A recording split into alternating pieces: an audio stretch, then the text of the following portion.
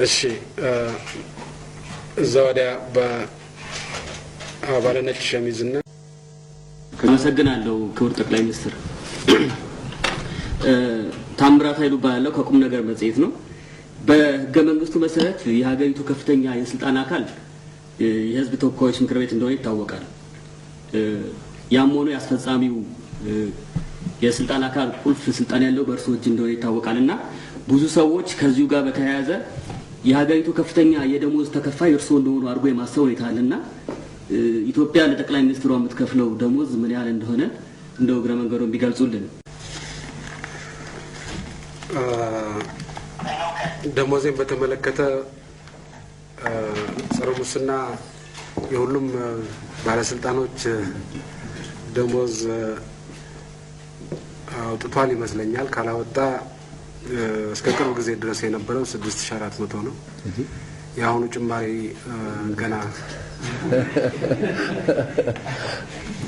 እኔ ጋር አልደረሰም። ያለው ሲደርስ የሚጨመር ነገር ካለ አሳውቃለሁ።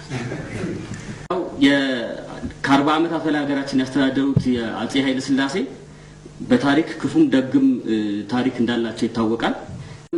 ያው ንጉሱ የሞቱበትና የተቀበሩበት ሁኔታ ብዙ አነጋጋሪ እንደነበር ይታወቃልና ለአፍሪካ አንድነት ድርጅት መመስረትም ሆነ ከዛ ጋር በተያያዙ ላደረጉት አስተዋጽኦ ከግምት በማስገባት ኦፊሻላዊ የሆነ የቀብር ስነ ስርዓት የአፍሪካውያን ወንድሞቻቸው ባሉበት በመንግስት ባሳተፈ መልኩ እንዳልተካሄደ ይታወቃልና ይሄንን ለአንዴና ለመጨረሻ ጊዜ ለማስደረግና አጀንዳውን ለመዝጋት መንግስት ምን አስቧል ለማለት ነው።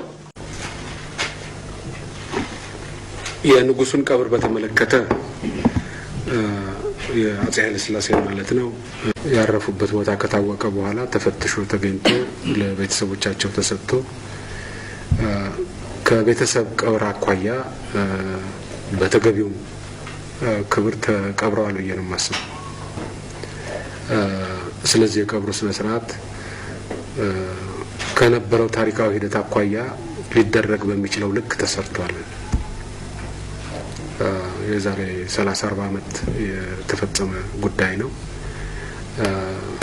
እና ሊደረግ በሚችለው ልክ ተፈጽሟል የሚል እምነት ነው ያለኝ። አሁን ተመልሶ ሌላ ቀብር ያውም የውጭ መንግስታት መሪዎች የሚሳተፉበት ቀብር ማሰብ ምናልባት የሚጋበዙትንም ሰዎች ራሳቸውን ግር ሊያሰኛቸው ይችላል።